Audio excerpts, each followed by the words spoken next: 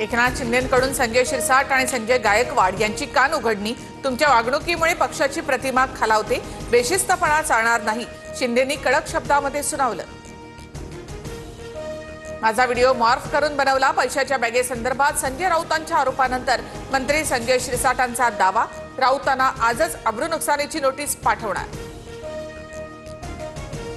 संजय शिरसाट महायुतीमध्ये असल्यामुळे सेफ असं नाही, गैरप्रकार आढळल्यास आयकर विभाग कारवाई करणार. भाजप प्रदेशाध्यक्ष रवींद्र चव्हाणांचा सूचक इशारा. जयंत पाटलांकडून प्रदेशाध्यक्ष पदाचा राजीनामा. शशिकांत शिंदे पवारांच्या राष्ट्रवादीचे नवे प्रदेशाध्यक्ष होणार. येत्या मंगळवारी पदभार स्वीकारणार. अस्वस्थपणामुळे जयंत पाटलांनी राजीनामा दिला असावा. जयंत पाटील अजितदादांसोबत आले तर स्वागतच. आमदार संग्राम जगताप यांची ऑफर. सत्तेसाठी जयंत पाटील पळून जातील असं मला वाटत नाही. जयंत पाटलांच्या राजीनाम्यावर रोहित पवार स्पष्टच बोलले. छत्रपती शिवरायांचे 12 किल्ले युनेस्कोच्या वारसा यादीत. रायगड, राजगड, प्रतापगड, पन्हाळा, शिवनेरी, लोहगड किल्ल्याला जागतिक यादीमध्ये स्थान. मुंबई पुण्यामध्ये जल्लोष. महाराजांचे किल्ले जगाच्या नकाशावर आल्याचं म्हणत मुख्यमंत्र्यांकडून आनंद व्यक्त. तर पंतप्रधान मोदींसह पुरातत्व विभाग आणि मंत्रिमंडळातील सहकाऱ्यांचेही आभार मानले. राज्यातील 11 किल्ल्यांचं किमान नीट संवर्धन होईल अशी अपेक्षा. जबाबदारीचं भान ठेवा, निकष न पाळल्यास युनेस्को हा दर्जा काढून घेईल. राज ठाकरे यांचा सरकारला सावधानतेचा इशारा. किल्ल्यांवरील अतिक्रमण हटवण्यासाठी कारवाई सुरू. स्वतंत्र समिती सुद्धा गठीत. सांस्कृतिक विभागाची टीम सर्व तांत्रिक आणि व्यवस्थापनात्मक बाबी हाताळण्यास सक्षम. मंत्री आशिष शेलार यांचं राज ठाकरेंना उत्तर.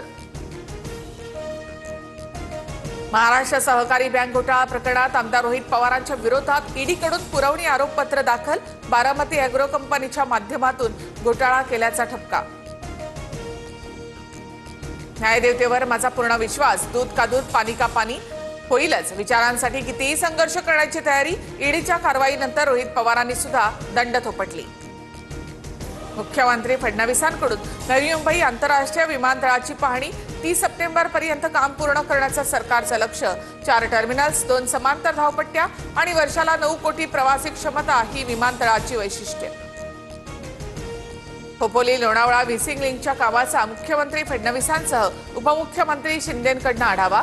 मुंबई पुणे एक्सप्रेसवे पर्यायी रस्ता यावर्षी अखेरपर्यंत पूर्ण होणार. दिवंगत नेते गोपीनाथ मुंडेंची तिसरी कन्या राजकारणाच्या मैदानात. वैद्यनाथ अर्बन कोऑपरेटिव्ह बँक निवडणुकीमध्ये यशस्वी मुंडेंकडून उमेदवारी अर्ज दाखल. हिंदुत्व आणि राष्ट्रीयत्वाच्या मुद्द्यावर सुधाकर बडगुजर यांना सोबत घेतलं.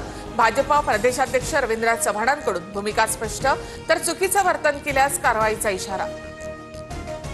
पुणे जिल्ह्यामध्ये काँग्रेसला मोठा धक्का. पुरंदरच्या माजी आमदार संजय जगतापांनी सोडला काँग्रेसचा हात. 16 तारखेला भाजपमध्ये प्रवेश करणार. माडाकडून 5285 घरांसाठी सोडत जाहीर. 77 भूखंड खरेदीची ठाणेकरांना सुवर्ण संधी. 3 सप्टेंबरला सकाळी 10 वाजता पात्र अर्जाची संगणकीय सोडत जाहीर केली जाणार.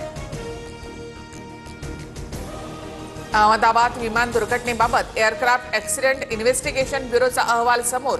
विमानाच्या इंजिनला इंधन पुरवठा बंद झाल्यामुळे दुर्घटना. अहवालामध्ये नमूद.